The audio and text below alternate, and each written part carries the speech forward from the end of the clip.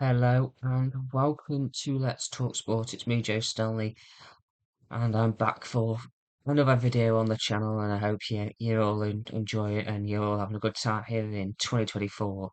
First video I've done here on the channel in 2024, not including the AFCON sweepstake draw. Yes, and I'm here to talk to you about some news, some strange transfer news coming out of the Eredivisie and from Amsterdam and Ajax. What are they smoking at the Johan Cruyff Arena? No, I'm only messing.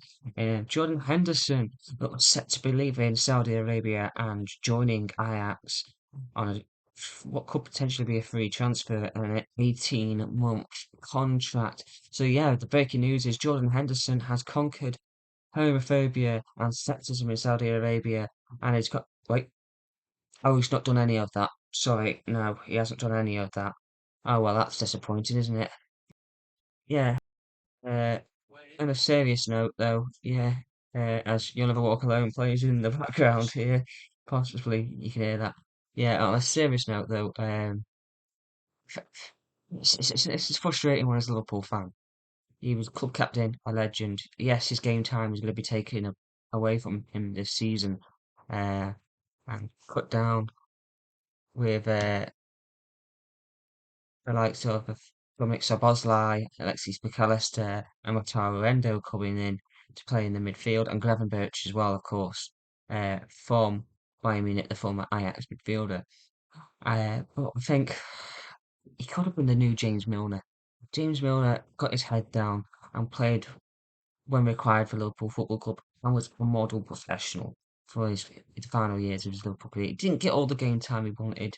He probably could have gone elsewhere early doors and played a lot more game time, but he stayed at Liverpool. He was professional. He worked hard and did everything he needed to do. Helped train the youngsters. Klopp wanted to give him another contract. The board decided not to, so off he goes to Brighton, where he's playing football there, and he's setting a very good example for the young Brighton players and all the new signings that come in at Brighton. And I've heard good things about Millie at Brighton.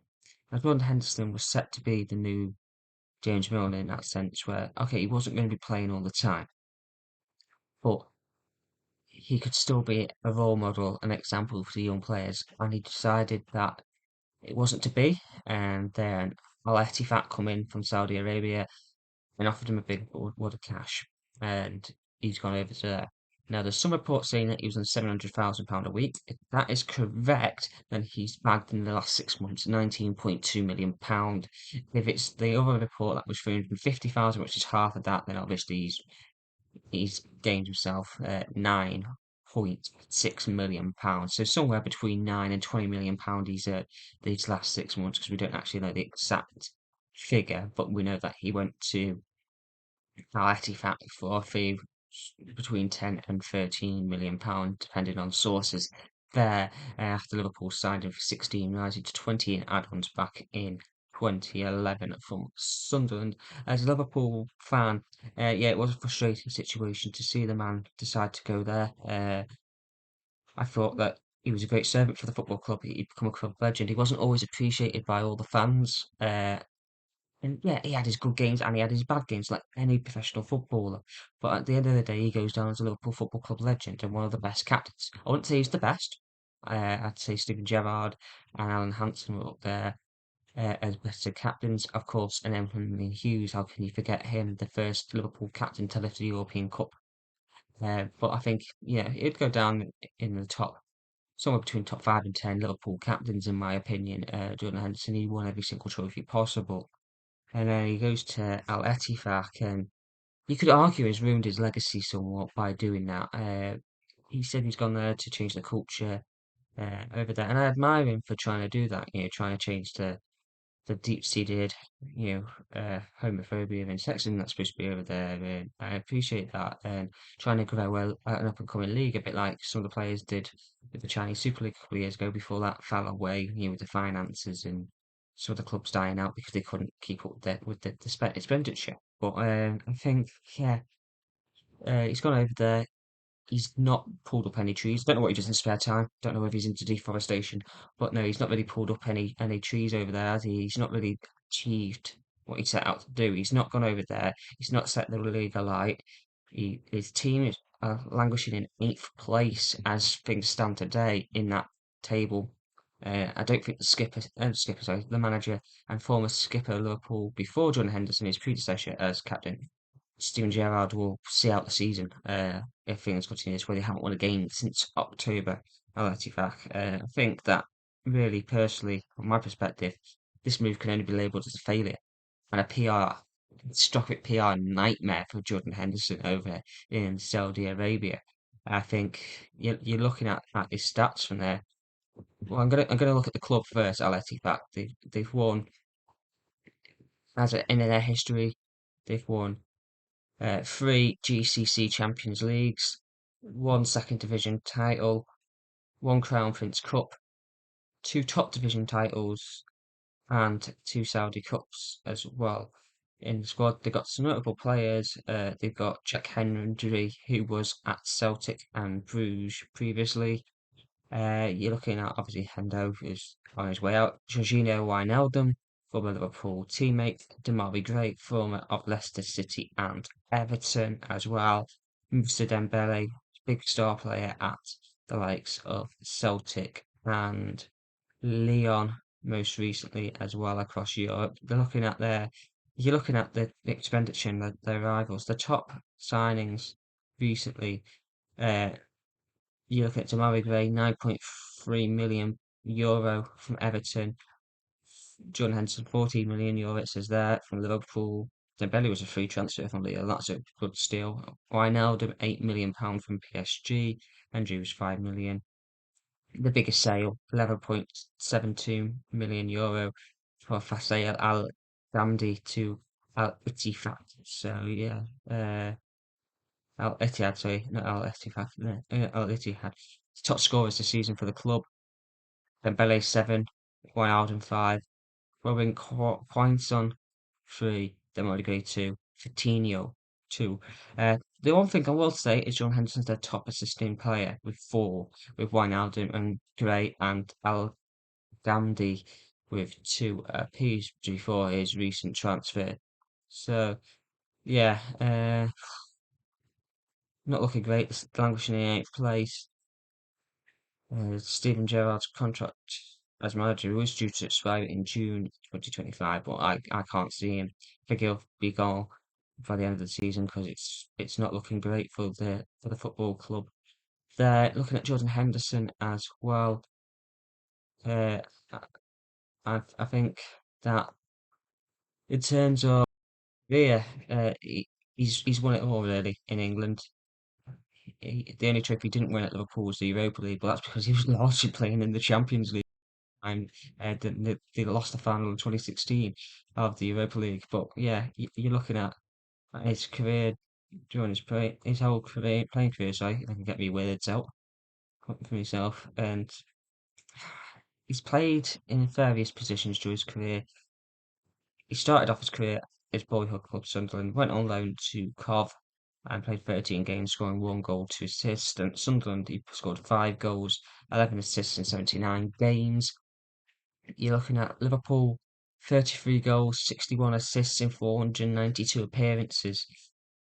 That's some good stats, to be honest. Not some, Al Ettifaq, 19 games, 5 assists, no goals, 4 yellow cards.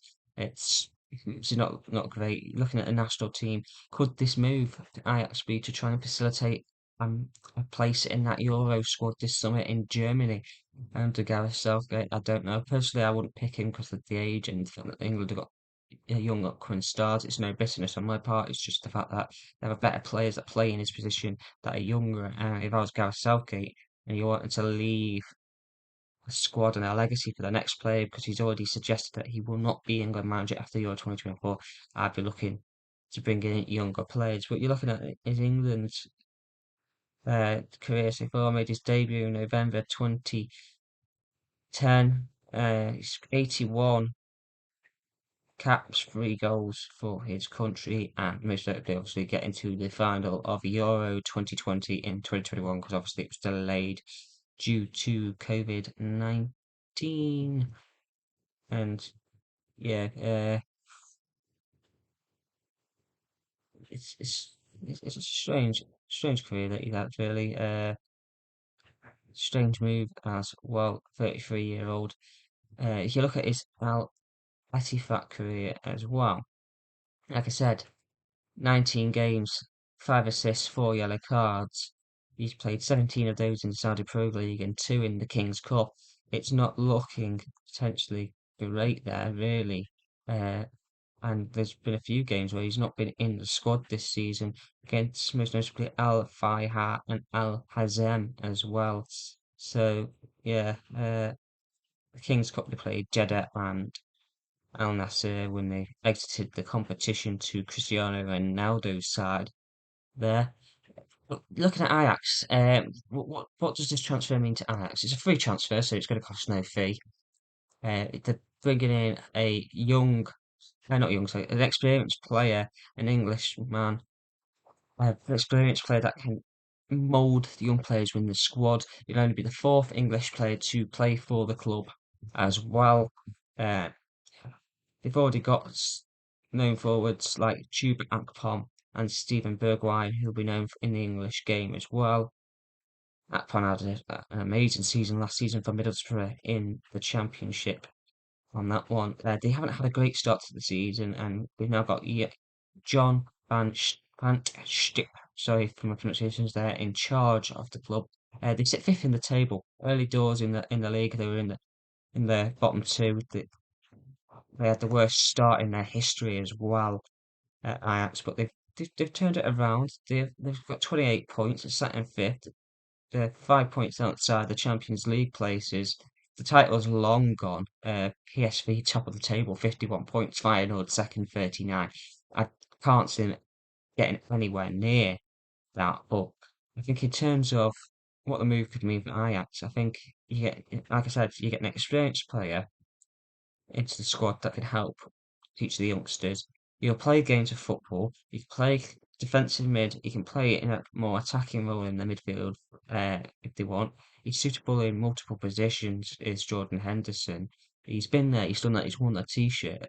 He's won several major trophies. He's won the league title at Liverpool. He's won the FA Cup, the League Cup. He's won the Community Shield, the Super Cup, Champions League. So it's that experience and leadership quality that Ajax had been missing early on in this season, and I think it would be key for them to bring him in to help there. He can be a goal scoring threat. He can be in the right system. I don't know what was going on with him at Al Ettifaka. I know that he was playing at defensive midfield, sorry. So there can be a bit of a thing there. Recently, Ajax did win 3-2 away to go ahead Eagles in the league, with goals from Robbie Tahirovic and Vench securing the victory for them there. So yeah, they're not playing extremely convincingly at the moment, but uh, it's they've turned it around just better than they were early on in the season. But yeah, they're building themselves back up, and maybe they could have a good cup run as well. Bring some silverware back to the Johan Cruyff Arena. Speaking of Johan Cruyff, yes, you'll follow in the footsteps of that legendary Dutch midfielder, the man who coined and came up with total football, which is something that Liverpool have played a similar variation of. So you'll be used to the fast, expansive attacking football like he did under Jurgen Klopp, and yeah, that's derived from Johan Cruyff and his Barcelona side. And we'll be playing it in a large stadium, 55,865 fans, compared to the 800 fans that he would have been playing in front of Al Ettifaq, because you want to grow the league, but the fan base wasn't really then there wasn't really any interest in it. So like to sum it up really, I think I don't want to be too hard on Jordan Henderson. I don't want to be doing a video where I just bash Jordan because he is a club legend. And although I was really extremely angry and disappointed to see him leave Liverpool Football Club last summer, uh, I did think that his time it was one of those. I was like, I wanted to see him stay and be the role model and take on the Milner role, but at the same time, I didn't think he was good enough for our midfield anymore. So I thought if he was going to go, maybe take a step down the ladder in the Premier League or go to another club in Europe. Uh, he saw an opportunity, went to Saudi Arabia. It's not worked for whatever reason. Ajax will be getting a good, strong midfielder with experience, which is something that their squad has been lacking. He's going to join one of the biggest clubs in Europe, one of the historic clubs in Europe, one of my favourite clubs as well. Club I hope to visit someday and see play live. I think it'll be a move that suits all parties. He comes back, 18-month contract, so what does that take it to about 35 years of age, where you could either retire or come back to England. And I don't want to be cynical, but I think a key part of that 18-month contract as well is the 18 months takes him past that 2 year threshold, which means when he comes back to England, he doesn't have to pay tax on that fee, those wages that he's picked up in Saudi. But let's leave that there, and let's not go into that because I don't want to sound too cynical and bitter. But yeah, I think you could see him after the end of his tenure at Ajax, maybe come back to England, maybe taking a player coach role, maybe going back to his childhood club and going full circle if Sunderland can afford, the transfer fee and finishing his career off at Sunderland. But in terms of Ajax, I think, yeah, they're getting themselves a good player. Uh, it's disappointing as it is, the fact that he's possibly tarnished his legacy of a legendary footballer for Liverpool Football Club by doing what he's done in here in the English game, going to Saudi Arabia because it was just for the cash. I think I do think that part of him did want to try and change the ways, but it's gonna take more than 6 months.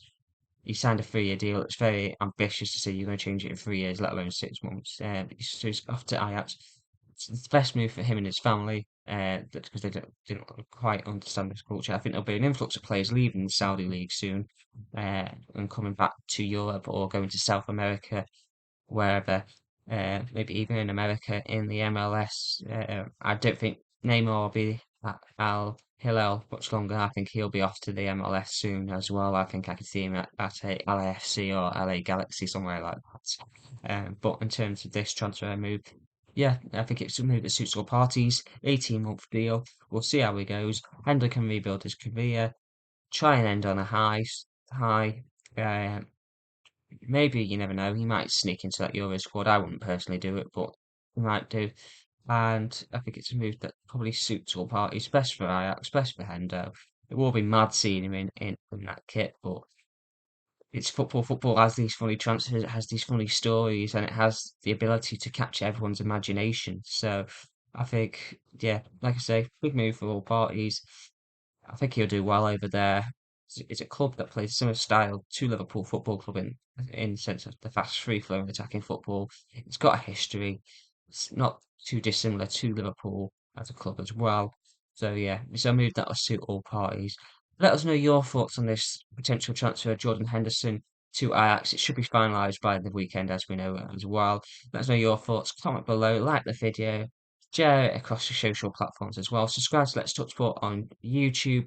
Subscribe to it on Twitter. Follow us on Twitter. Subscribe to us and follow us on Instagram, on the Facebook as well. And of course, look on our little TikTok that we've recently started. And we'll see you all on the channel for more content very soon.